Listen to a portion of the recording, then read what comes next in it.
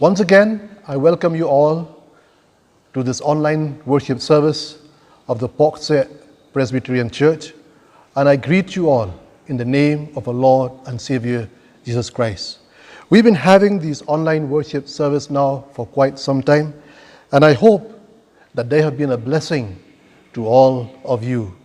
This evening, once again, we thank God that we have with us Reverend G.S. Umwi, our pastor, who will share to us from the Word of God, and I pray that God will bless each and every one of us as we listen to His Word.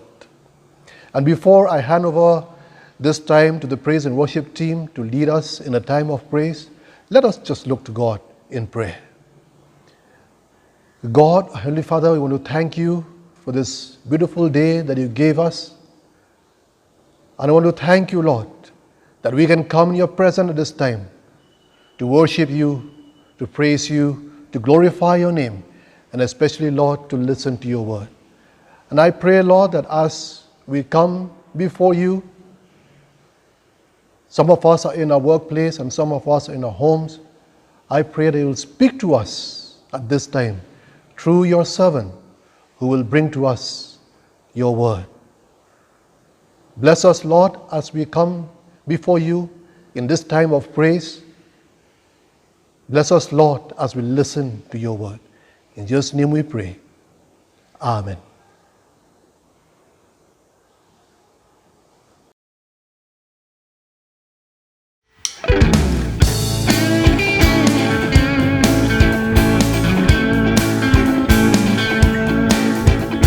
Living below in this whole sinful world, hardly a comfort can afford. Striving alone to face temptation, so where could I go but to the Lord? Where could I go? Oh, where could I go? Seeking a refuge for my soul, needing a friend to help me in the end. Where could I go but to the Lord? Life here is grand, with friends I love so dear. Comfort I get from God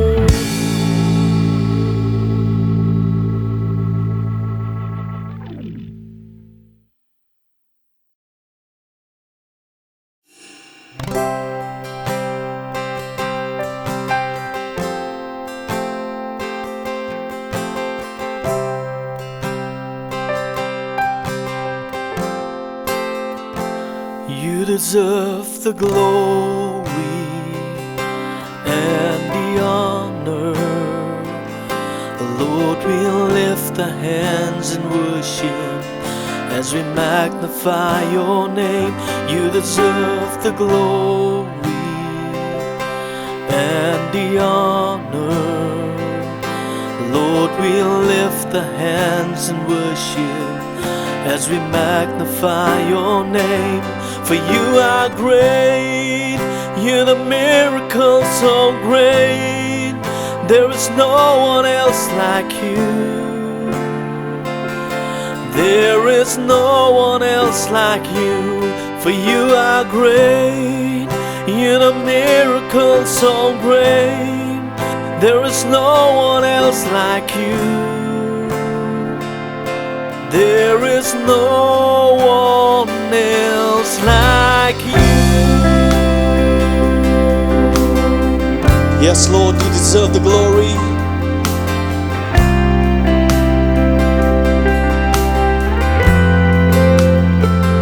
You deserve the glory and the honor.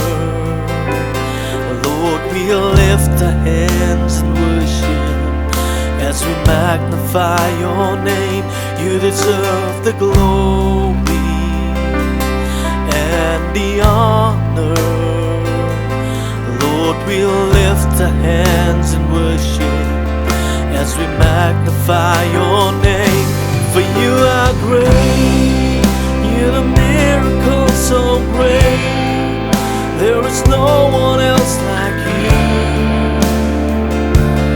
There is no one else like you. For you are great, you're the miracle so great. There is no one else like you.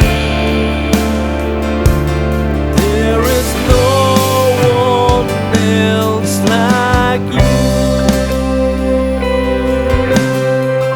You're great, Lord, and there is no one else like you.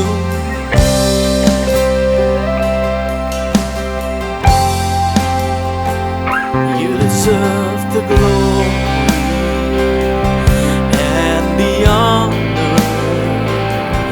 Lord, we'll lift our hands in worship as we magnify your name. You deserve the glory and the honor.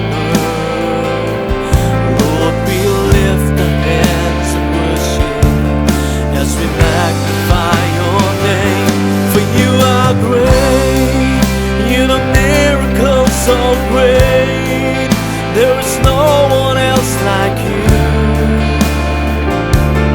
There is no one else like you. For you are great, you're the miracle so great. There is no one else like you. There is no one else like you. For you are great, you're the miracle so great. There is no one else like you. There is no one else like you. For you are great, you're the miracle so great. There is no one else like you. There is no one else like you. Yes, Lord, there is no one else like you. For you are great, you deserve the glory and the honor. Yes, Lord, we praise your holy name. In Jesus' name we pray. Amen.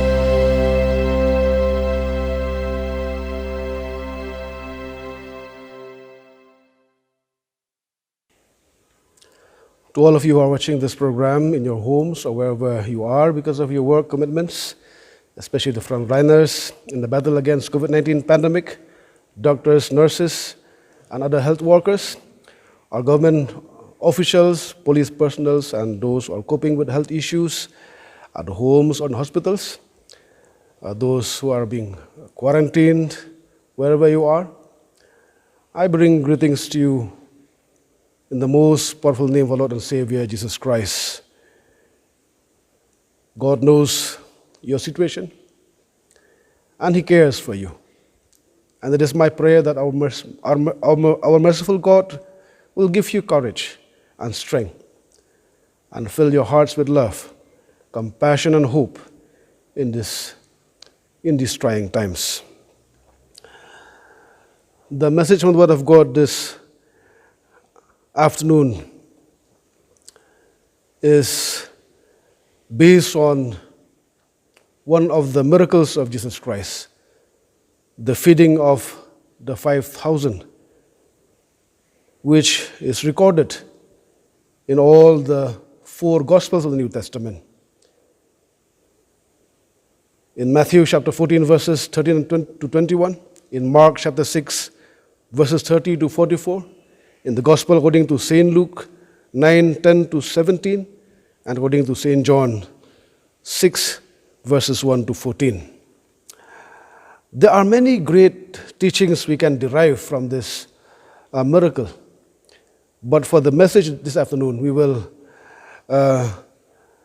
emphasize only on the theme, compassionate Jesus. When we combine all 4 accounts of this miracle, we find that Jesus and His disciples withdrew by themselves to a solitary place in a town called Bethesda to get some rest after a long day. We read Luke chapter 9, verse 10. You see, the disciples just came back from their preaching assignment that Jesus gave them. And Jesus had been teaching since morning. They needed time to rest. So they went to this place in a boat. But a huge crowd, when they saw that Jesus and disciples were leaving, they followed them on land. The Bible said that there were more than 5,000 people who followed them and finally found where Jesus and disciples were taking rest. But when Jesus saw the crowd, He didn't say, "I'm tired." Nor did He send the crowd away. Instead, He saw people who were like sheep without a shepherd, as was written in Mark chapter 6, verse 34. And Jesus Himself, being a good shepherd, had compassion on them and began teaching them things, said Matthew 9:36. And He also healed those who were sick, Matthew 14:14. And as it got late in the day, the disciples began to worry about how all the people gathered there were going to find food in such a remote place. They said to Jesus, "Lord, send the people away. There are too many people to feed." You see, rather than seeing this as an opportunity for the Lord to do a great thing, they saw it as a problem that they need to fix it on their own. We read in Mark chapter 6, verse 37, they said to Jesus, "It would take 8 months of a man's wage to feed all these people. Are we to go and spend that much on bread and give it to them to eat?" And they said, "Lord, we have a plan. Let us send them to the surrounding villages so that they can go and find food and lodging on their own." We read that in Luke chapter 9, verse 12. But we know that our Lord Jesus Christ, He is not the kind of person who would teach the word and then say to the hungry and naked people, "Depart in peace, be warm and filled." Because He said, what good will that do? If you just say, "Depart in peace, be warm and filled," but then you don't give that person any food to eat or any clothes to wear, in James 2:16. So He asked Philip from where they could buy food to feed such a great crowd. But He said this only to test Philip, for He Himself knew what He was intending to do. We read in John 6, chapter 6, verse 6. Jesus has a plan. He was going to use His disciples to feed the crowd. And that was the reason why He said, "You give them something to eat." The disciples, they were astonished. We have already said that we don't have money to feed these people. We have already told him that the best idea is to send them to the surrounding villages. But yet, he is telling us now, you give them something to eat. At that point in time, one of the disciples of Jesus Christ, Andrew, he brought to Jesus 5 loaves of bread and 2 fish that were generously donated by a small boy. Did Andrew know this boy? That we don't know. Did he ask the food from this boy? We don't know. But we believe that the boy himself, he offered the food to Andrew when he learned that someone is in need of food.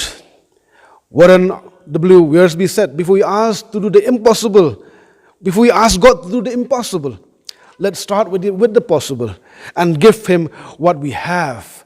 And while we are at it, let's give thanks for mothers who give their children something to give to Jesus. He wrote this in his book titled Be Compassionate. I like what the servant of God wrote when he think about that little boy. He had a small amount of food. He can see a huge crowd surrounding him. But still he said, here, I have something. Maybe this will be of some use to feed the multitude. And when Jesus saw the loaves of bread and the fish, he took them in his hands. Then he looked up to his Father in heaven, who is the source of our daily bread, gave thanks and blessed the food. And then he multiplied the 5 loaves and 2 fish. And this story, therefore, Jesus was the producer, and his disciples, they were the distributors. The amazing thing is that everybody was served, and they were satisfied. And there were 12 baskets full of leftovers, one for each of the disciples, I think, because Jesus, he also take good care of his servants.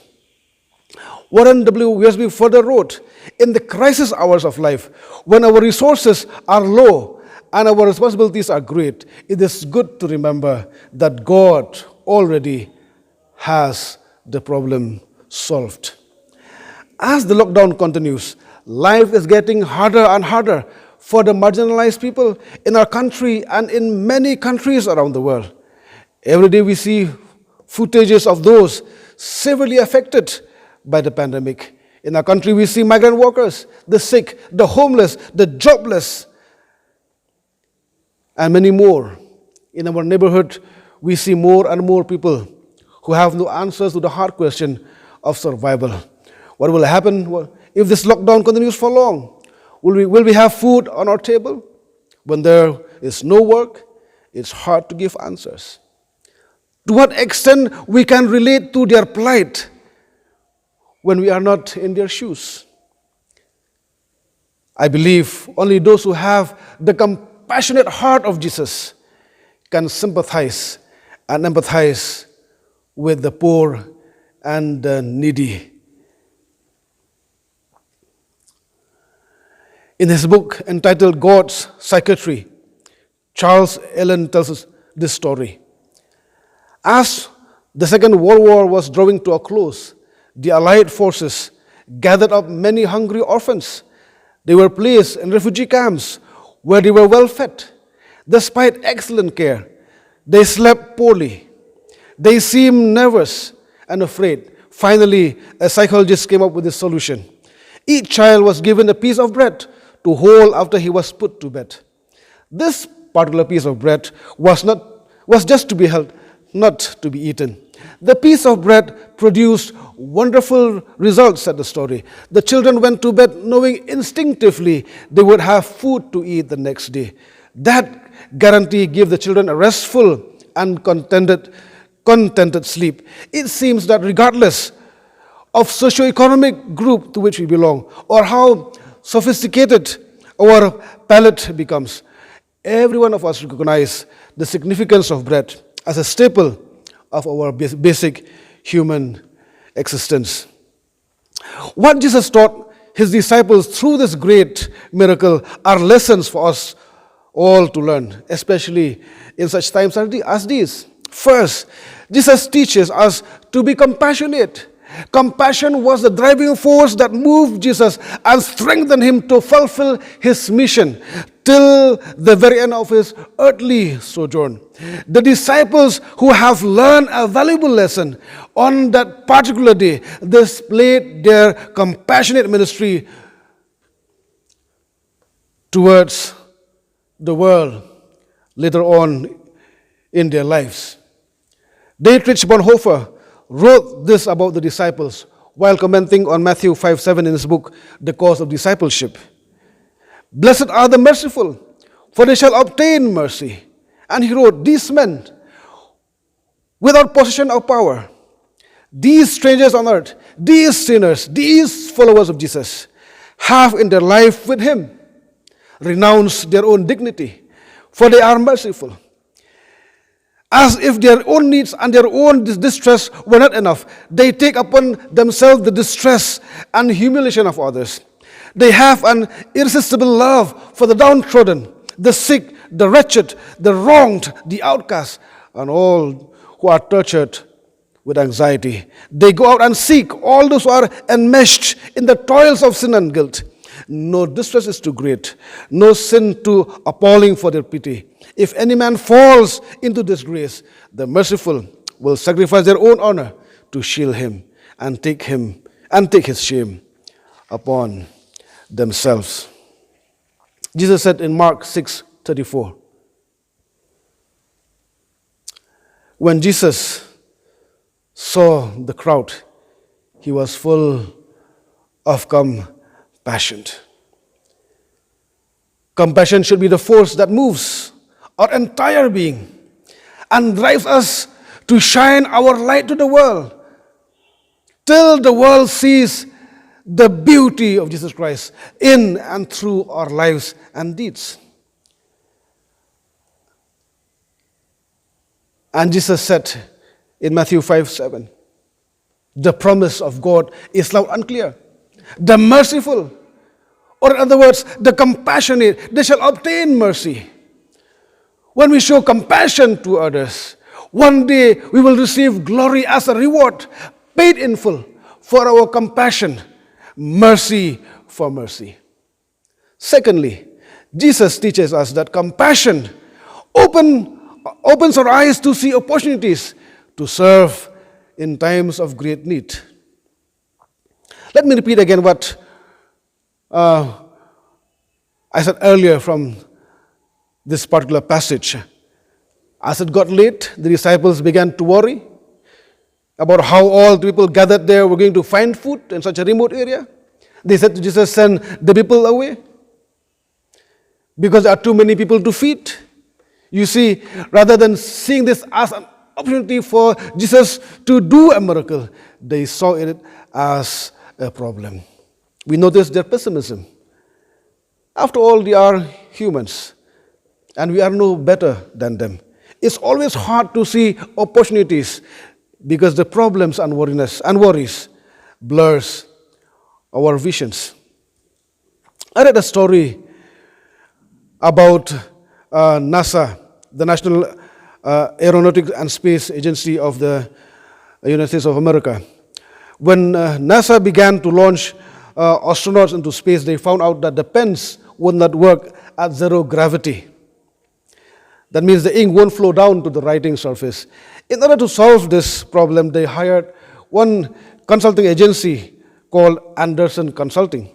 It took them 1 decade, and they spent $12 million to develop a pen that works at zero gravity, that can work upside down, that can work underwater, and on practically any surface, including crystal, and at a temperature ranging from below freezing point to over 300 degrees Celsius. And what did the Russians do? The Russians used a pencil. You see, too often we focus on problems and fail to see opportunities in front of us. I like what Winston Churchill once said. A pessimist sees the difficulty in every opportunity, while an optimist sees the opportunity in every difficulty. As a church, we have tried to extend our helping hands to those in need, since the beginning of this lockdown, because we obeyed what the Word of God said in very certain terms. We must help the poor and the needy in our midst. You know, my friends, 300 times or more, the Bible says that it is our duty, our responsibility to help, and failure to help invites God's condemnation. We have hope that this crisis shall come to pass, and that God in His time will answer to our fervent prayers. He will put an end to this pandemic. But as the situation demands, I am certain that the Spirit of God convicts us to see the opportunity to do a good and commendable thing with full confidence and hope that in spite of many constraints, our Lord Jesus Christ will multiply as He did to the 5 loaves and 2 fish. We all just need to be compassionate. And we know the governments are coping every day with mounting tasks to meet the various demands and challenges. And the church existence and purpose in these trying times is to give assurance to the powers that be that the church is in solidarity in every sense of the word, no matter how long and how hard the task may be. As for me personally, this who is experiencing a pandemic situation for the first time, I see an opportunity like I have never seen before. That is an opportunity to let the whole world know that Jesus alone is the giver and sustainer of life. It is an opportunity to let the world know that what we need is not always what we want. That sometimes what we need is a little adversity. Sometimes it will be lack or loss or disappointment that will cause us to be grateful for what we have been given, or to better rely upon Him from whom all good things came. You see, God knows me better than I know myself. He knows what will move me along in my pilgrimage towards Christ-likeness. And it is the same with all of us. In feast or famine, we must not boast or complain. Instead, we must ask with full compassion, Lord, what do you want me to do? Dietrich Bonhoeffer, in his letters and papers from prison, wrote, the church is the church only when it exists for others, not dominating, but helping and serving. It must tell men of every calling what it means to live for Christ, to exist for others.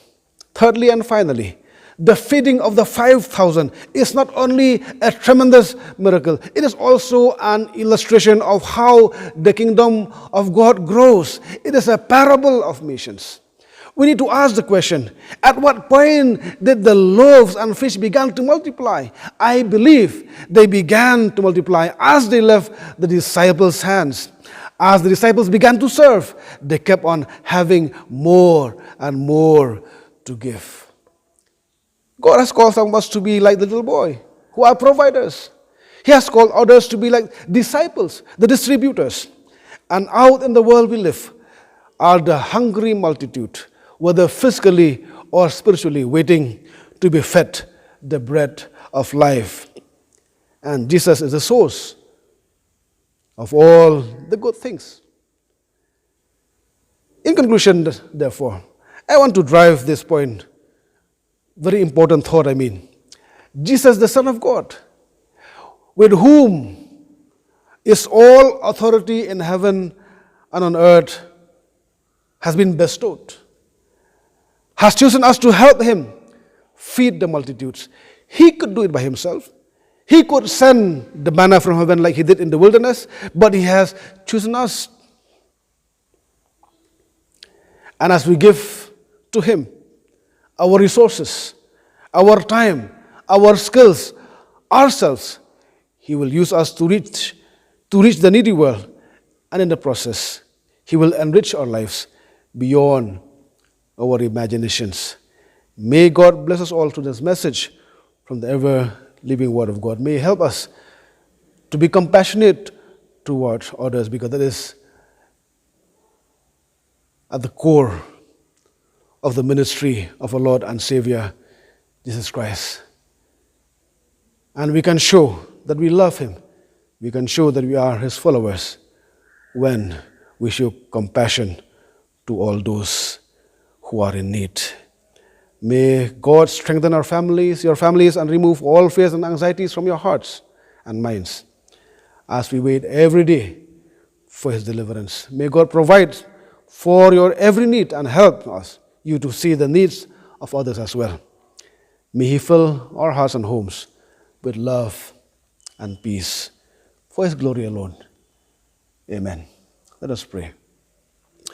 Most gracious God, our Heavenly Father, we thank You for this important lesson that You have taught us from Your word today. Lord, with 5 loaves and 2 fishes, You have fed more than 5,000. All because of Your compassion to those who are hungry, to those who need food, whether physical or spiritual food. You have called Your disciples to be compassionate, and we are thankful that in their ministry they have shown their faithfulness to Your call. And because of their compassion, that the good news has come even to our land. And today You teach us also to be compassionate to the world around us in this ensuing crisis. There are many who are in need of a helping hand. We pray therefore that You will help each and every one of us, help our churches to see the need and do the needful, so that Your name will be glorified. For we ask all these in the name of our Lord and Savior Jesus Christ. Amen. May the grace of our Lord and Savior Jesus Christ, the love of God the Father, and the sweet communion of the Holy Spirit rest and abide with us now and forevermore. Amen.